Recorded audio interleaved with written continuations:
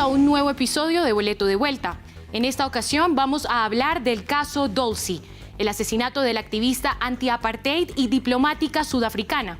Su muerte en París provocó una gran conmoción y generó especulaciones sobre quién y por qué se llevó a cabo el crimen. El 29 de marzo de 1988, la activista sudafricana Dulcie September fue asesinada a quemarropa en pleno centro de París.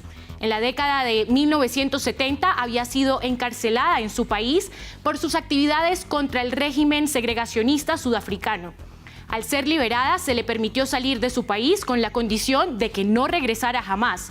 Se convirtió en la representante del ANC, el Congreso Nacional Africano en Francia, reconocido por ser el partido de Nelson Mandela.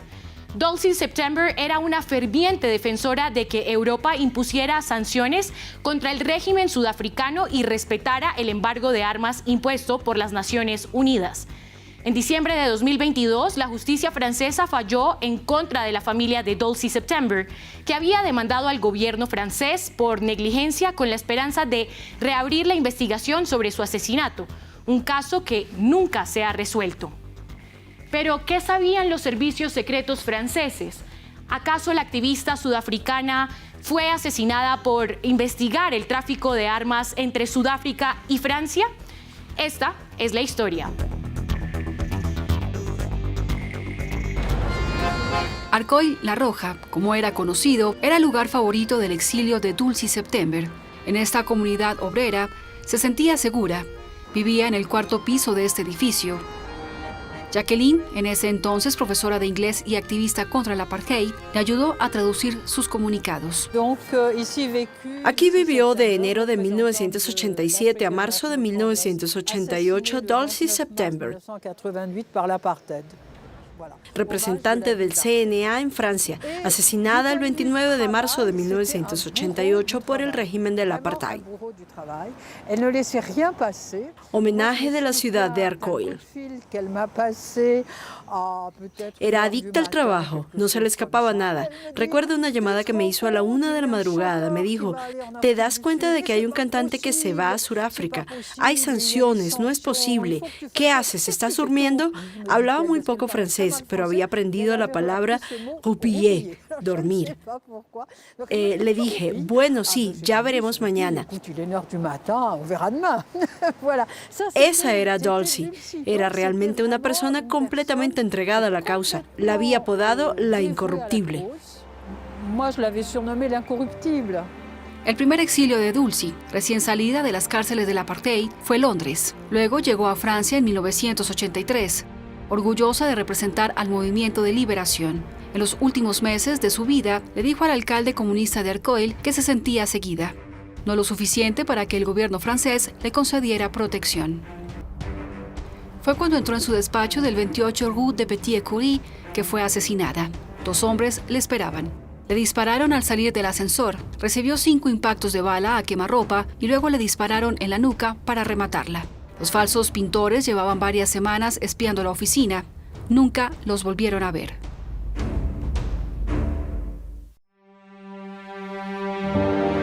Esta activista es ahora un ícono en los suburbios mestizos de Ciudad del Cabo, donde nació. Ella se había refugiado en el país de los derechos humanos, donde pensaba que podía decir cualquier cosa. Es la única representante del CNA que ha sido ejecutada fuera del continente africano. 35 años después del asesinato, sus amigos no han pasado página. El abogado Yves Logan, amigo íntimo del abogado de Nelson Mandela, se hizo cargo del caso y nunca dejó de buscar la verdad. Rechaza la tesis de que la justicia francesa califique este asunto de derecho común y denuncia una investigación mediocre. El caso tardó 13 días en remitirse a un fiscal. La fiscalía pidió la suspensión del procedimiento, estoy bastante seguro, y así concluyó el juez. Concluyó y ordenó archivar el caso, es decir, nunca hubo audiencia pública. Todo esto ocurría en oficinas y pasillos. Nunca hubo una audiencia, nunca hubo un debate. Significa que es un asunto de Estado, hay una razón de Estado, porque se trata de las relaciones entre Francia y Sudáfrica durante todo el periodo del apartheid, durante 40 años, y este expediente no debe abrirse. A fuerza de perseverancia, el abogado Laurent consiguió hacerse oír. El pasado mes de noviembre, en el Palacio de Justicia de París, La familia y los amigos de Dulcy estuvieron allí para apoyarle. Estoy aprovechando. Este es nuestro comunicado de prensa. No sé si te lo envié. La vista es a puerta cerrada y el abogado solo dispondrá de 20 minutos para alegar. Para la justicia francesa, independientemente de las resoluciones votadas por Francia en el Consejo de Seguridad de la ONU, el crimen del apartheid solo se reconoce a partir de la ley francesa de 2013. Es trágico. Se trata de alinear la posición jurídica de Francia con la del régimen del apartheid en los años 80. Ambos países han repudiado el crimen del apartheid. Es una locura para la imagen de Francia. Es desgarrador. Es hora de que el Poder Judicial se ponga las pilas.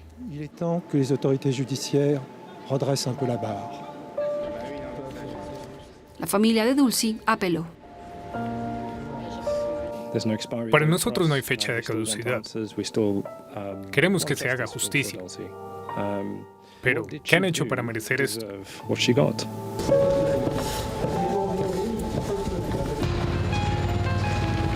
El Estado francés no fue transparente cuando los miembros de la Comisión de la Verdad y la Reconciliación, encargada de investigar los crímenes del apartheid, vinieron a pedir más información.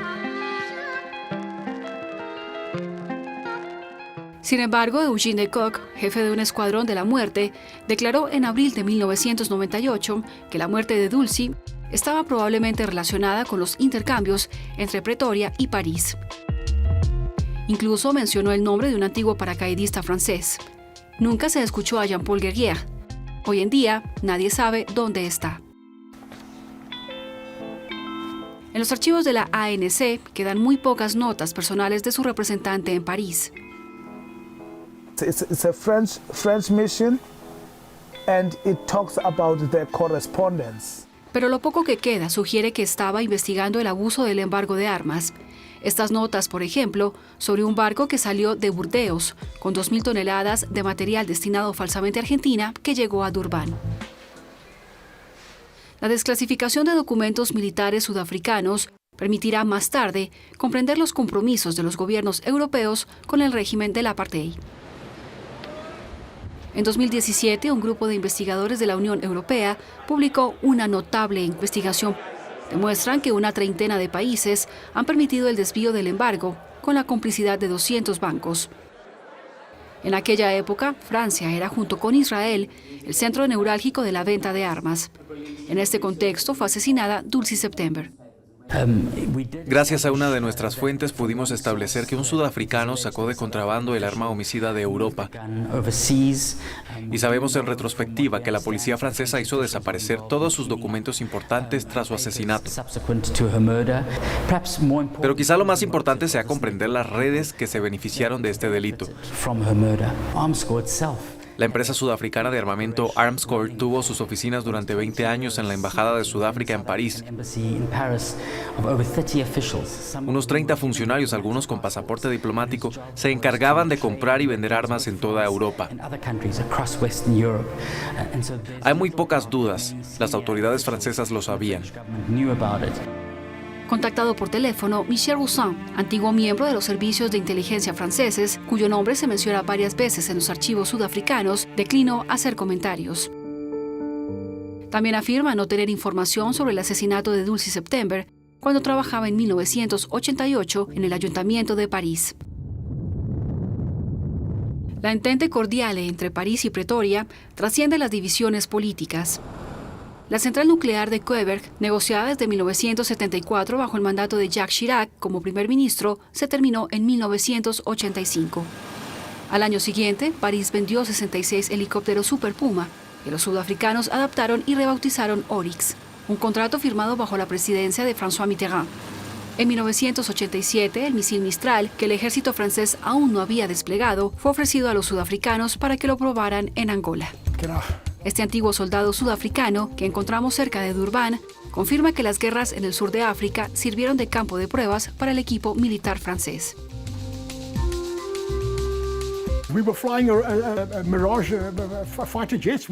Estábamos volando aeronaves Mirage Fighter Jet. Estábamos volando helicóptero superlibre.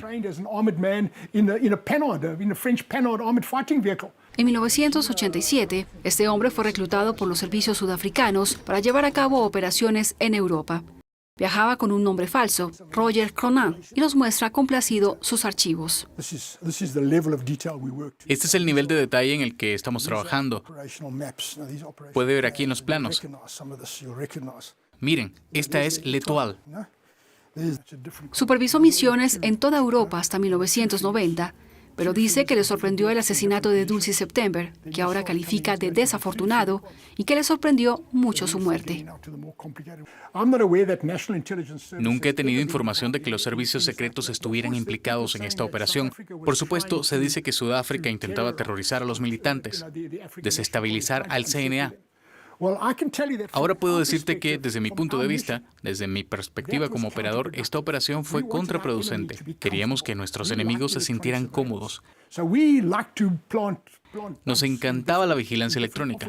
Colocábamos micrófonos en todas las oficinas, lo que nos permitió recopilar mucha información. Y ahora tenemos a alguien que está provocando el caos entre los activistas del CNA en el exilio. Se obsesionan con la seguridad y ya no hablan como antes. Así que esto es contraproducente para nosotros. Pero lo que puedo decir hoy es que también teníamos vaqueros. Los vaqueros ocupaban el campo y eran extremadamente nacionalistas. Eran de extrema derecha, casi neonazis. El régimen del apartheid tenía su quinta columna, compuesto por mercenarios, en su mayoría agentes dobles, que trabajaban tanto para París como para Pretoria.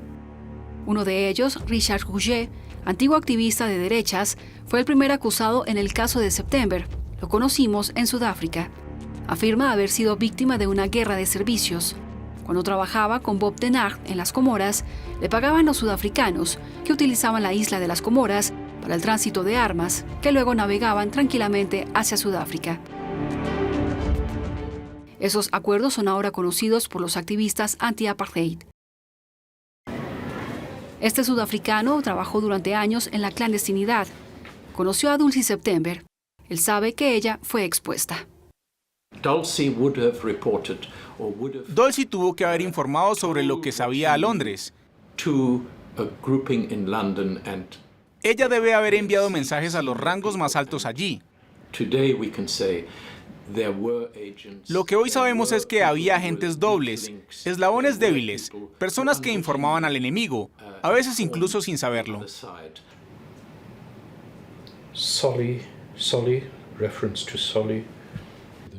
Y que nos muestre en su diario el nombre de Solly Smith, el ayudante de Dulcie September, que ahora se sabe era un informante de la policía del apartheid. La organización estaba infiltrada, y mucha gente lo sabe. ¿Por qué nunca dijeron nada? ¿Intentaban proteger a altos cargos de la ANC o del Partido Comunista Sudafricano?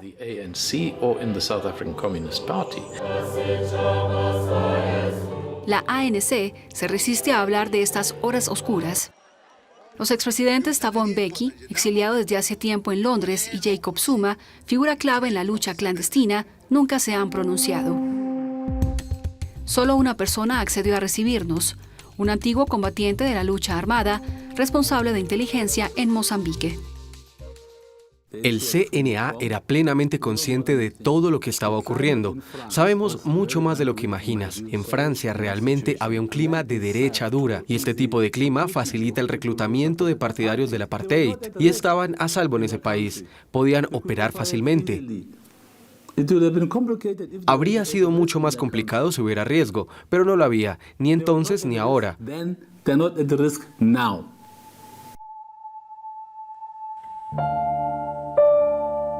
El 29 de marzo de cada año se rinde homenaje en Pretoria a Dulcie September.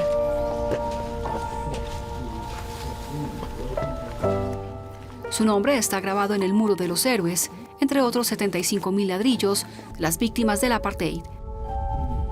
Y cada año una personalidad lanza un nuevo llamamiento. Words are not enough now. Action is needed. Y somos nosotros, los ciudadanos sudafricanos, quienes debemos presionar a nuestro gobierno para que se dirija al gobierno francés y le diga: queremos que estos documentos que pertenecieron a Dulcie September y que fueron confiscados por la policía francesa. Este año se inició una investigación policial en Sudáfrica. La familia espera que los dos países cooperen algún día. Si ningún tribunal francés acepta nuestro caso, estamos considerando la posibilidad de recurrir al Tribunal Europeo de los Derechos Humanos. Con el paso del tiempo, los recuerdos se desvanecen y los testigos mueren. Irónicamente, la mujer que luchó toda su vida para sacar a la luz la verdad de un régimen opresor corre el riesgo de que se le niegue para siempre la justicia en el país de los derechos humanos.